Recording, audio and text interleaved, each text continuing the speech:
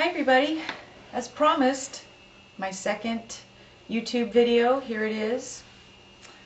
Today we're going to be talking about the survival mindset, why you can't live without it. I'm going to do this disclaimer right now, warning, I'm going to be talking about God in this video, so if that's not okay with you and you don't want to hear about it, click it off right now and go to a different YouTube channel. If you don't mind hearing about God, then stay tuned and here we go. What is the survival mindset? Since the birth of the world, survival is an instinctual drive. All living things have a built-in drive to survive, succeed, adapt, change, and further the species. And if that doesn't happen, then what happens? You become extinct. So that's why we're going to be talking about the survival mindset today. What happens when we are faced with sudden and drastic change, or what is supposed to happen, is the fight or flight response kicks in, because that's what helps us survive. One of the things that has sort of stifled that is just conditioning from living in our modern civilization. How is it that we survive in modern civilization? Well, if we want food, we go down to the store. And if we want warmth, we turn on the heater. And if we need to get somewhere, we get in the car. Well, what drastic chains of not being able to get our needs met in the ways that we're used to? We can panic. We can feel overwhelmed. We can feel like we don't know what to do. Paralysis. We could just freeze and perish. So what we have to do is get into the survival mindset of how you're going to perceive the situation. What is your attitude going to be when things get bad and things happen? And we know they're going to. Hopefully you know that by now. That you know what's happening with our world. We've got an economic collapse happening. We're headed for a depression. A good chance that nuclear war is going to break out in the Middle East at some point. And who knows what's going to happen when the new administration takes office in January. Modern civilization has sort of conditioned our fight or flight and survival response out of us in a lot of ways. Because what is it that we're taught? We're taught to be polite, be patient, wait for things. Well, when our whole lives are turned upside down, that all goes out the window. So what are you going to do? How are you going to decide that you're going to see the situation and why you want to survive?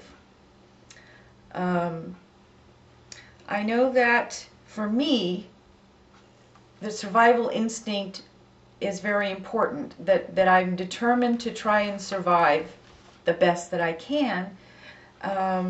You know, as opposed to a lot of people that may get depressed and overwhelmed and feel like giving up or just perish, starve, you know, whatever.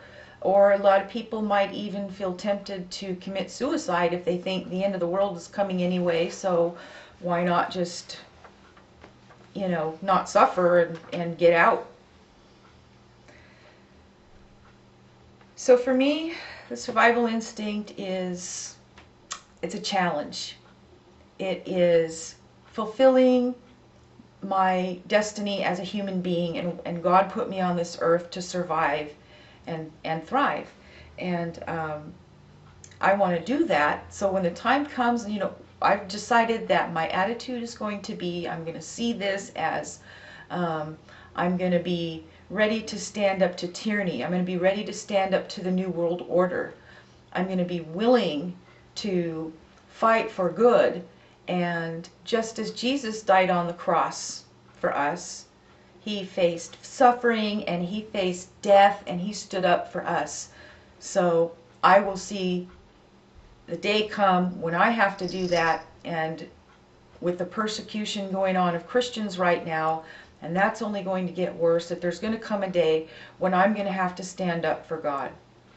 when I'm going to have to stand up for Jesus as he stood up for me, and I will stand against the New World Order and against tyranny and against martial law.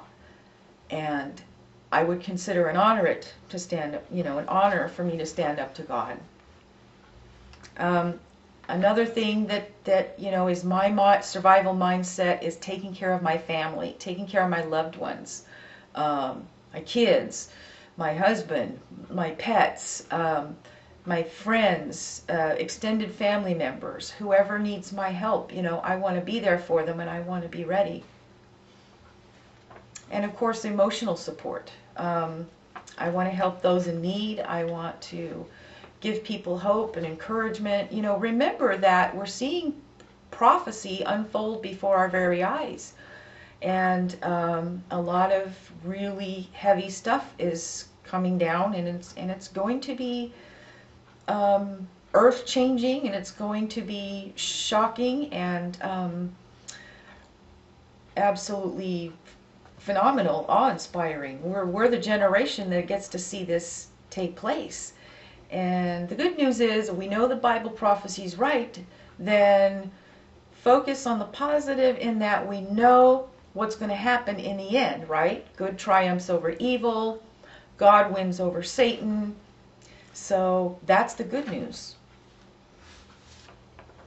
One way you want to kind of cope with this is neutralize the intensity of the anxiety and the heaviness of this whole thing happening. Neutralize that tension and anxiety with fun stuff.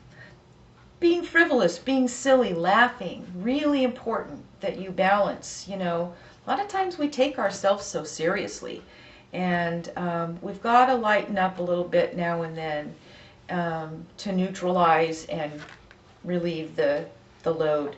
One thing that really helps me cope, I know this is going to sound silly to some people, but metal actually helps me cope with life, with changes and all that. Besides it being fun and energizing, music for me is a way to process through emotions. I process anger, I process feelings of helplessness and powerlessness, and I process feelings of sadness, despair, and the songs kind of take me through to the other side, and I feel like I've been, had a burden lifted off my shoulders. I feel refreshed when I rock out. So I get pretty sketchy if I get too busy and I go too many days without listening to music. I start getting out there, and I've got to, ground myself. And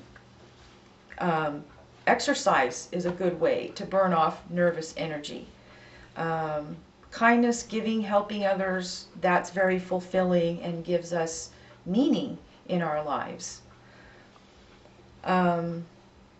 So it's really important, especially Christmas is here, and a lot of people get depressed around the holidays, and I'm here to tell you that you need to adjust your expectations toward reality.